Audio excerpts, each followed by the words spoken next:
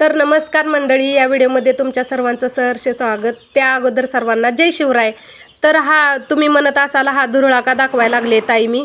तर हा धुरळा आहे, हा फॅन कशाचा फिरतोय तुम्हाला माहिती आहे का? तर तुम्ही बघितलंच असेल आणि कंटिन्यू बघालच. तर हा धुरळा आहे खत विस्कटणी यंत्र आहे हे.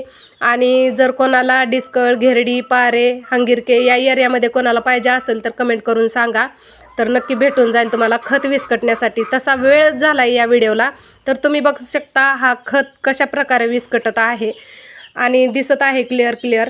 आणि त्यासाठी छोटे छोटे ढीग टाकावे लागतात. याला आम्ही छोटे छोटे ढीग मशीननं खत भरून टाकला. यांच्याकडे सोय आहे खत भरण्याची सुद्धा आणि विस्कटण्याची सुद्धा.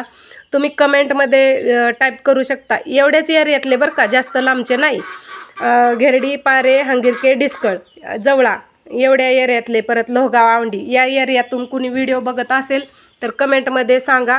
तुम्हाला हा खत भरून पण आणि इसकटून पण भेटेल योग्य त्या रेटमध्ये, शेतकऱ्याला परवडणारा असं.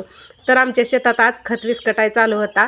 तुम्ही बघूच शकताय असं खत विस्कटतो आम्ही. आणि अगोदर काय माणसानेच विस्कटत होतो, माणसानेच भरत होतो. पण आता जसं मशीन आले तसं मशीननं भरून घेतो. आणि हे यंत्र आल्यामुळं तर सुलभ झाले. नाहीतर मग काय लय कंडिशन बेकार होती, खत भरून आणि इसकटूनच मारायची बारी होती. तर माझा व्हिडिओ कसा वाटला कमेंट करून नक्की सांगा. Tata bye.